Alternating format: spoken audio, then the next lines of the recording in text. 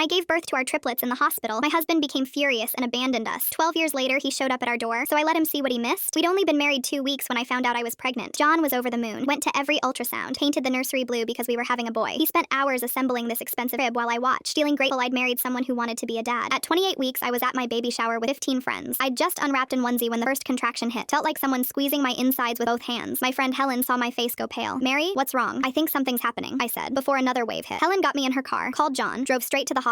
The nurses rushed me into a room. The doctor confirmed I was in active labor. Way too early, but it was happening. John burst through the doors 10 minutes later, terrified. He grabbed my hand as the contractions got worse. The doctor said, "Okay, one more push." I pushed with everything I had, then a baby crying. "It's a girl," the doctor announced, holding up this tiny infant. John's hand went limp, his face drained of color. "What? That's impossible." The ultrasound showed a boy, multiple times. Before either of us could process it, the doctor's expression changed. "Wait, there's another one." "Another what?" John asked, voice rising. "Another baby." "Push again, Mary." I pushed. Another cry filled the room. "It's a boy." I started crying. 2 babies. How did we not know? The doctor was staring at the monitor with intense focus. "Mary, I need you to push one more time. There's a 3rd baby." "What?" John shouted. 30 seconds later, another baby was crying in the delivery room. "Triplets," the doctor said calmly. 2 boys and a girl. Small, premature, but breathing on their own. All 3 were taken to the NICU. I was wheeled to recovery, barely conscious. John followed the nurses, but didn't come back to my room. Hours later, he appeared in the doorway. His face was gray, expressionless. "John?" I reached out my hand. He stayed where he was. "How did this happen?" "I don't know. I'm as shocked as you. This wasn't the plan, Mary. We planned for 1 baby." "I know, but I can't do this." His voice was flat, emotionless. "Can't do what?" 3 kids. I didn't sign up for 3. My heart stopped. "John, they're your children. I need time." He turned and walked out. I stayed in the hospital 5 days. John came once, asked my doctor how ultrasounds could miss 2 babies. She explained sometimes they hide behind each other, 1 in a million pregnancies. He didn't hear the miracle part, only the burden. When the babies were cleared to go home, I called. "We're ready. Can you pick us up?" Long pause. "Mary, I can't do this. I'm leaving. I packed a bag. I can't handle this." He hung up. Helen drove me and the triplets home. John's closet was empty. His wedding ring sat on the kitchen counter. No note, no goodbye. I named them James, Anna, and Charles. Raised them alone with help from my parents and Helen. It was hard, so hard, but we made it work. Last month, someone knocked on my door. I opened it, and there he was, 12 years older, graying at the temples, looking nervous. "Mary, hi. I know I messed up. I was young and scared. I made the worst mistake of my life. I want to meet them, my kids. I want to try to be their father." Be their father? I stepped aside so he could see into the house. 3 12-year-olds sat at the kitchen table doing homework. James was helping Anna with math. Charles was reading a book, completely focused. They looked up when they heard voices, saw the stranger in the doorway with mild curiosity, then went back to their work. They didn't recognize him. They didn't need him. "They have a father," I said quietly. "Helen's husband, Mike. He taught James to play baseball. He walked Anna through her first heartbreak last year. He helped Charles build a robot for his science fair project. They call him Dad. He's been there for every single moment you weren't." John's eyes filled with tears. "Mary, please. I want another chance. I've changed. You left when they were 5 days old. You walked away when they needed you most. You don't get to come back now that the hard part's over. You don't get to skip to the good parts. I made a mistake. A mistake is forgetting to buy milk. You abandoned your newborn children. There's a difference." I closed the door firmly. Through the window, I watched him stand there for a full minute, shoulders shaking, before finally walking back to his car. Inside, Charles looked up from his book. "Who was that, Mom?" "Nobody important, sweetheart. Nobody important at all." James didn't even look up from Anna's math homework. They went back to their evening like nothing happened, because to them, nothing had. They were whole. They were loved. They were exactly where they belonged.